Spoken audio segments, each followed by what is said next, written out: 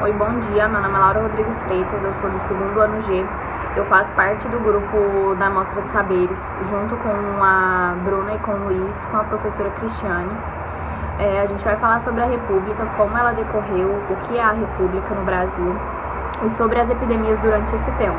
A gente vai falar sobre a epidemia da Covid-19, da dengue e da zika, da meningite, da AIDS e da gripe espanhola e da febre amarela. A gente vai apresentar o trabalho em forma de slides com áudio para poder ficar bem explicativo. É isso. Agora nós vamos falar sobre a República no Brasil e como ela decorreu durante todo o tempo.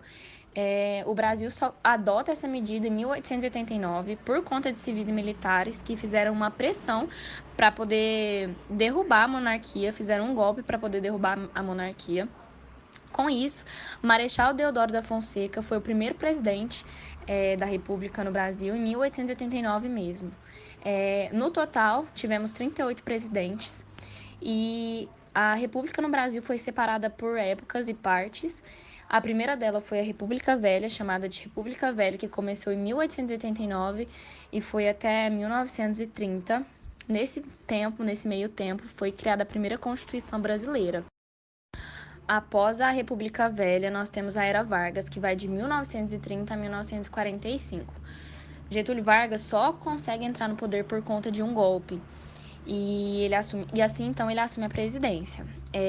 A partir desse momento, as massas populares começam a ganhar acesso à política de forma controlada. Em 1934 mesmo, Getúlio promulgou uma nova Constituição por conta de uma radicalização comunista que estava havendo no país na época, e ele acabou criando um governo autoritário chamado Estado Novo, junto com uma nova Constituição. Era bem que como uma ditadura mesmo. Após a queda da ditadura de Vargas, depois de um certo período, inicia-se a República Populista, que vai de 1945 a 1964. Nesse mesmo período, foi promulgada a Quinta Constituição Brasileira. E em todos esses anos, o Brasil teve diversos presidentes, como Juscelino Kubitschek, Café Filho, João Goulart. E o João Goulart foi deposto pelo golpe militar em 1964 mesmo, porque ele foi acusado de ser comunista. Inicia-se então uma ditadura militar. Ela vai de 1964 até 1985. Foi marcado por uma forte presença militar na política, instituindo um regime bem autoritário, centralizador e tudo mais. Nessa mesma época, tivemos alguns presidentes. Foram Marechal Castelo Branco e General Ernesto Geisel. Acabou até que bem rápido. Em 1982, inicia-se uma campanha chamada Diretas Já, conseguindo, assim, em 1985, já eleger o primeiro presidente não militar em 2 décadas. Ele foi chamado de Tancredo Neves. Tancredo Neves acabou não conseguindo exercer o cargo por conta que em 1985 houveram complicações e ele acabou morrendo. E no lugar teve seu vice, o José Sarney. Ele assumiu o cargo e criou uma nova Constituição em 1988, que é a atual do país desde então. Olá, meu nome é Luiz Fernando e agora que já entendemos o que é a República, eu, a Bruna e a Laura iremos falar sobre as epidemias durante esse período. A gripe espanhola, ou H1N1, é uma das muitas mutações do vírus da gripe, sendo de extrema facilidade sua transmissão pelo ar e apresentando sintomas parecidos como febre, dor no corpo, coriza, tosse, entre outros. Apesar de ser da família do vírus da gripe, o H1N1 apresentou um comportamento diferente na pandemia de 1918, atingindo uma faixa etária média entre 20 e 29 anos. A doença surgiu em 1918, acometendo primeiramente a Europa e Estados Unidos, mas espalhando-se em questão de meses pelo mundo. O surto da doença foi impulsionado principalmente pelo fim da Primeira Guerra Mundial e ao completo estado de devastação e falta de recursos básicos em que os países europeus se encontravam. No Brasil, a doença chegou por volta de setembro deste mesmo ano, vindo do navio Demerara, que havia saído da Inglaterra, passado em Lisboa antes de desembarcar em Salvador.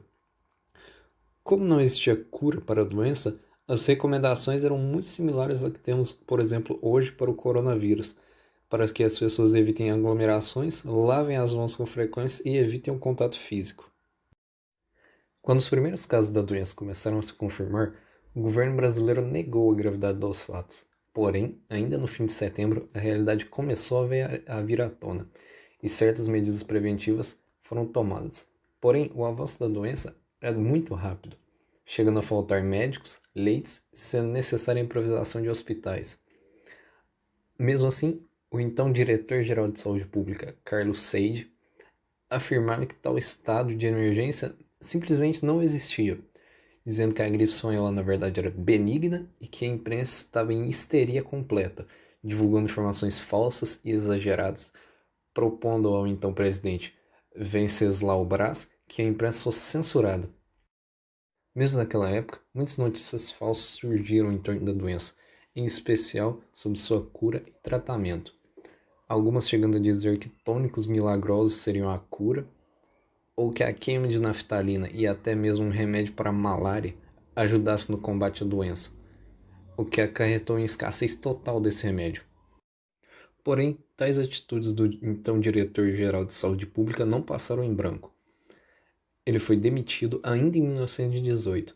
Com isso, Teófilo Torres assumiu seu cargo e Carlos Chagas decidiu assumir o controle de hospitais de campanha. E com as eleições em 1918, o antigo nome, ligado à saúde pública, foi reeleito, Rodrigues Alves. Porém, com 70 anos de idade e saúde muito frágil, morreu antes de assumir o cargo em 1919, em decorrência da gripe espanhola. Com o negacionismo inicial do governo e a espantosa capacidade de contágio da doença, o Brasil registrou números altos, sendo aproximadamente 40 mil mortes no país e milhares de casos. Em um âmbito mundial, estima-se que a doença tenha matado cerca de 20 milhões de pessoas, por volta de 1% da população mundial da época. Agora eu vou falar um pouco sobre outra doença, a febre amarela, e destacar dois surtos que ocorreram no Brasil na era republicana. A febre amarela é uma doença viral transmitida por mosquitos, sendo a Haemococcus responsável por sua transmissão em áreas florestais e o Aedes aegypti em áreas urbanas.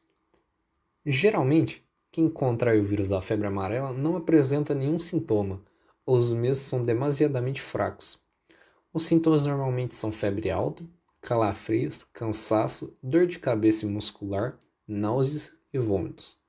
Porém, uma forma mais rara e grave da doença pode aparecer após um breve período de bem-estar, quando podem ocorrer inclusive insuficiências hepáticas e renais, icterícia, que são olhos e pele com aspecto amarelado, manifestações hemorrágicas e cansaço. A febre amarela se mostra mais perigosa para idosos com mais de 60 anos de idade, para qualquer pessoa com algum tipo de imunodeficiência grave, como por exemplo o HIV, e para pessoas que nunca entraram em contato com o vírus ou nunca se vacinaram contra a doença. Os primeiros surtos de febre amarela no Brasil remontam ainda ao período colonial, mais precisamente de 1625, com surtos em Recife. Apesar de ter uma origem incerta, acredita-se que a doença veio de tripulantes de um navio não identificado que partiu da África. Já na era republicana, o primeiro grande surto da doença ocorreu em 1928, assolando estados como a Bahia, Sergipe e Pernambuco. Porém, os números mais altos de casos foram registrados na cidade do Rio de Janeiro, sendo uma das cidades que mais crescia na época, tendo cerca de 1.729.000 habitantes, dos quais mais da metade não se encontrava imunizada contra a doença. No dia 14 de maio, o primeiro caso foi confirmado. Pelo fato do Rio de Janeiro ser a capital do país na época, muitas medidas foram tomadas. Ainda assim, com certo atraso, porque as autoridades tinham conhecimento de que o Aedes aegypti tinha se espalhado pela cidade.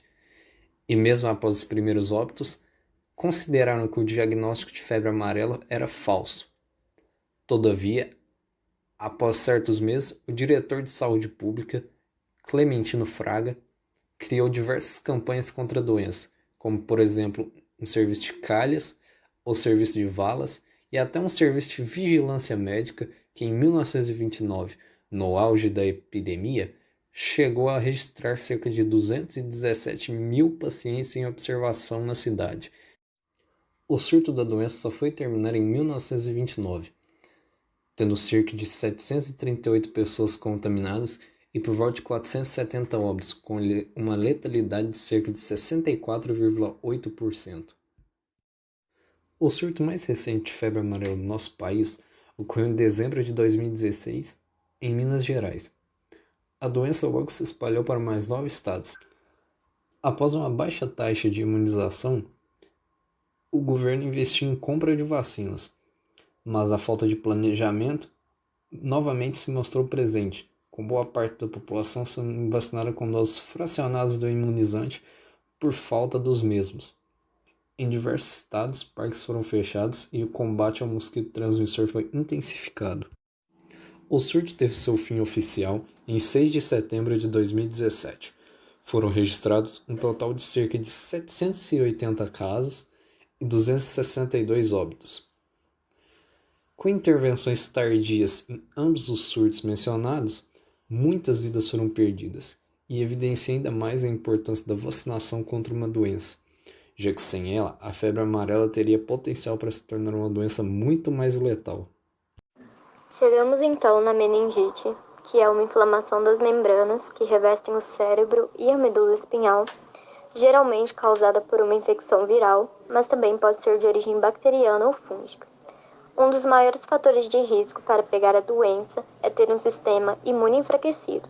Assim, pessoas com doenças autoimunes como a AIDS, lúpus ou câncer, crianças com menos de 5 anos e adultos com mais de 60 anos fazem parte aí do grupo de risco da doença devido à imaturidade do sistema imune ou à diminuição das defesas do organismo. Ela surgiu pela primeira vez em 1906 em imigrantes portugueses que vieram da Ilha Madeira, que foram isolados para que ela não se espalhasse. Autópsias nas vítimas da doença revelaram a presença de meningococo, que é a principal bactéria causadora da doença. Em 1923 e em 1945 surgiram mais 2 surtos. Em 1945 acabou sendo um surto mundial por ter sido acelerada pela Segunda Guerra Mundial e o tratamento foi com antibióticos como a penicilina. Teve o seu maior número de casos em 1971, atingindo seu ápice em 74, sobre o regime ditatorial que se encontrava no seu pior período, conhecido como os anos de chumbo. Então, quando a meningite aí teve o seu maior número de casos, atingindo seu ápice, o Brasil já passava pela ditadura militar, que começou através de um golpe militar com a deposição do presidente João Goulart. Ela foi basicamente um regime autoritário que durou 21 anos e causou censura à imprensa, restrição aos direitos políticos e perseguição policial aos opositores do regime. Por isso, o governo demorou a agir e a doença foi pouco divulgada, pois essa notícia mancharia a imagem do país e dos militares. Ou seja, mesmo sabendo de sua existência, eles encobriram, proibindo qualquer tipo de matéria sobre ela, usando justificativas de serem matérias tendenciosas que pudessem causar pânico na população. Veio a ter mais exposição apenas em 1975, tendo em torno de 67 mil casos de meningite, fazendo com que eles não pudessem mais empurrar para debaixo do tapete. Foi quando o governo da ditadura militar, sob o general Ernesto Geisel, criou a Comissão Nacional de Controle da Meningite, que importou milhões de vacinas e um plano para conter a epidemia, mas devido à demora para agir e à censura de imprensa, houveram inúmeras mortes.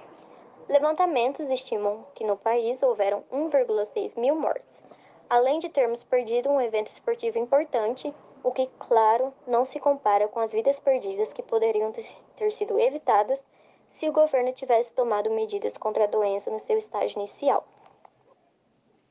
Chegamos à AIDS, que é uma doença causada pelo vírus HIV, que corresponde ao estágio mais avançado da infecção, que ataca o sistema imunológico.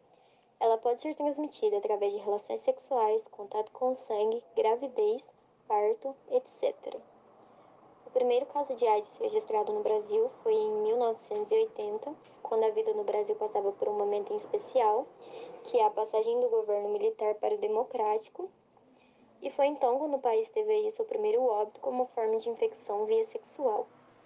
Em 81, a síndrome foi considerada uma doença homossexual e foi então chamada de doença de infecção relacionada a homossexuais PC, um centro de controle e prevenção de doenças, e logo chamado de câncer gay pela imprensa.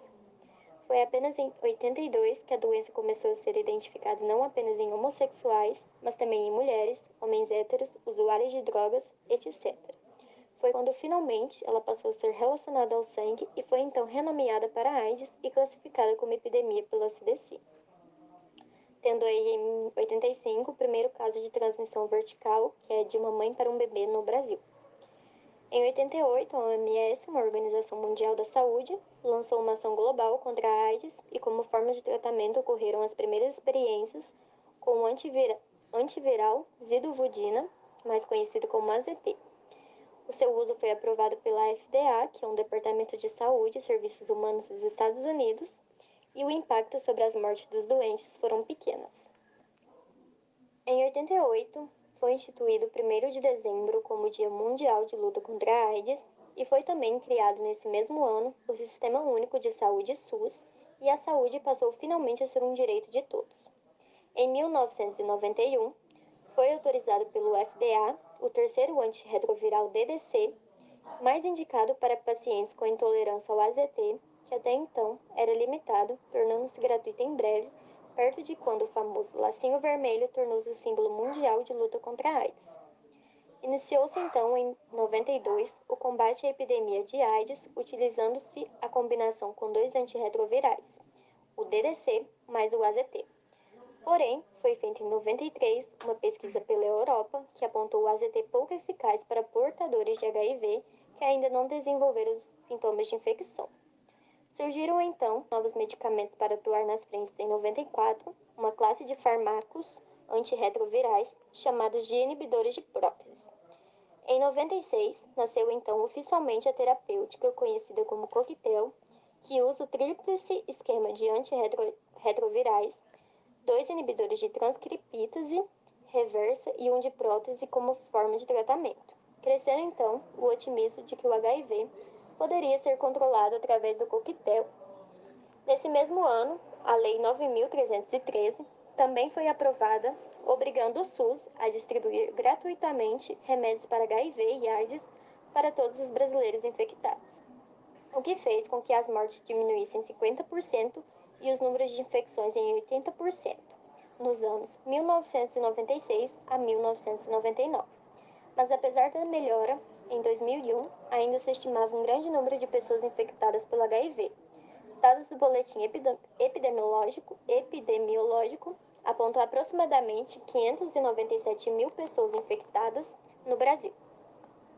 A AIDS, então, em 2005, passou a ser tratada com 16 tipos de medicamento antirretrovirais. 4 deles deliponavir, ritonavir, tenofovir e efavirenz, que são oferecidos pelo SUS. Ela ainda existe nos dias atuais e não possui uma cura ou vacina. Existe apenas uma forma de tratamento para uma melhor condição de vida e para diminuir as chances de transmissão. A AIDS causou aproximadamente 349 mil mortes em 40 anos no Brasil e esse número aumenta a cada ano. Muitas pessoas foram afetadas, dentre as mais pessoas da comunidade LGBTQIA+, pela falta de informação e discriminação, principalmente na década de 80. Pessoas com a renda baixa também foram muito afetadas, pois nos anos 1980 a 1987 ainda não existia a ajuda do SUS e a saúde ainda não era para todos. Apesar de não existir um grupo de risco para a AIDS, usuários de drogas e prostitutas têm maior probabilidade de transmissão e foram extremamente afetados pela epidemia. Agora nós vamos falar sobre a dengue e o zika vírus, que são uma doença viral, é causada por um arbovírus, né? É transmitido pela picada de um mosquito Aedes aegypti que esteja infectado. Os sintomas dessas doenças os mais comuns são febre alta, dores musculares, articulares, erupções cutâneas e também temos o grupo de risco. O grupo de risco dessas doenças são pessoas com comorbidades, gestantes, crianças com menos de 2 anos, adultos com mais de 65 anos, com doenças cardiovasculares, diabetes, etc. O Aedes aegypti surgiu na África, provavelmente na região Nordeste, e de lá se espalhou para a Ásia e Américas, principalmente através do tráfego marítimo. E foi chegar aqui no Brasil durante o século XVIII, possivelmente nas embarcações, aquelas que transportavam escravos, aqueles chamados navios negreiros e tal, já que os ovos dos mosquitos podem resistir sem estar em contato com a água por até mais ou menos um ano. Para a dengue, temos dois tipos de tratamento. Um é a medida protetiva de não deixar a água parada, pois é nela que se prolifera o mosquito, né? E o outro é um tratamento específico para a dengue, que é a vacina, surgiu em 2015. Ela oferece benefício protetor de até 5 anos após a primeira dose e tem contraindicação para mulheres grávidas ou que estejam amamentando, crianças com menos de 9 anos de idade, adulto com mais de 45 anos, paciente com febre ou sintoma de doença e deficiência imunológica. Existem dois tipos comuns dessa doença. Uma é a dengue clássica, apresenta sintomas semelhantes à gripe, enquanto na outra, que é a hemorrágica, são somados esses sintomas de gripe. O aparecimento de manchas na pele, sangue nas gengivas e dores abdominais. Infelizmente, aqui no Brasil, a doença tem epidemias explosivas que ocorrem mais ou menos de 4 a 5 anos.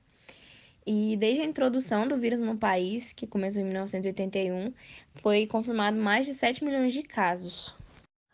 O governo agiu no combate à dengue com um programa chamado Erradicação da Aedes aegypti em 1996. Essa iniciativa teve como controle químico do vetor e teve uma proposta multissetorial que envolveu a participação de esferas federais, estadual e municipal. Para controlar essa doença é necessário combater o mosquito transmissor. Contudo, questões como a urbanização descontrolada, a ineficiência dos sistemas de abastecimento de água, de esgotamento sanitário e de coleta de lixo, juntamente com o clima tropical do país, favorece muito um ambiente propício para a reprodução da Aedes aegypti e, consequentemente, torna mais difícil o controle desse mosquito, não combatendo nada essa doença. E o governo tem ação diretamente com esses fatores que não são nada controlados. Aí a gente consegue afirmar a ideia de que o governo não tem combate nenhum com a doença. Existem muitos gastos diretos e indiretos para o controle dessa epidemia da dengue, porque tem vários gastos com despesas, com internações para casos graves, também tem investimento em campanha publicitária, informativa, explicando como combater a dengue e tal. Geralmente também gasto com inseticida para exterminar o mosquito e impactos na economia causados pelos dias de falta dos trabalhadores que foram infectados pela doença. A dengue e a zika têm muitos sintomas parecidos. Enquanto a dengue se destaca mais pelas dores no corpo, febre alta, a zika se destaca por uma febre mais baixa ou mesmo a ausência dela e muitas manchas na pele, juntamente com coceira no corpo. Agora nós vamos falar da Covid-19. Ela é uma infecção respiratória causada pelo SARS-CoV e tem uma grave elevação de transmissibilidade de distribuição global. Pertence a um subgênero chamado Sarbecovirus da família Coronaviridae e é o 7º coronavírus conhecido a infectar seres humanos. A transmissão desse vírus ocorre principalmente de pessoa para pessoa, com gotícula de saliva, espirro, tosse ou até mesmo um toque ou aperto de mão. No grupo de risco da Covid-19, a gente inclui portadores de doenças crônicas, como diabetes e hipertensão, asma, doença pulmonar obstrutiva crônica e indivíduos fumantes, que fazem uso de tabaco e narguilé. Acima de 60 anos, gestantes e crianças menores de 5 anos. Todos esses estão em grupo de risco. A Covid-19 pertence a um subgênero chamado Sarbecovirus da família Coronaviridae e é o 7º coronavírus conhecido por infectar humanos. Essa epidemia começou na cidade de Wuhan, na China, em dezembro de 2019, mas acabou chegando rapidamente aqui no Brasil, em fevereiro de 2020, na cidade de São Paulo. Além das formas de prevenções que a gente tem desde o começo da pandemia, como o uso de máscaras, álcool em gel, distanciamento social, a gente também tem a vacina que foi desenvolvida em 2021, como Coronavac, Pfizer e muitas outras. O governo atual continuou subestimando a doença, fazendo comentários equivocados, recomendações erradas de prevenção e medicamentos, mesmo depois de 500 mil mortes registradas pela Covid no Brasil. Além de demorar para agir, recusou vacina, causando mais inúmeras mortes que com certeza poderia ter sido evitada.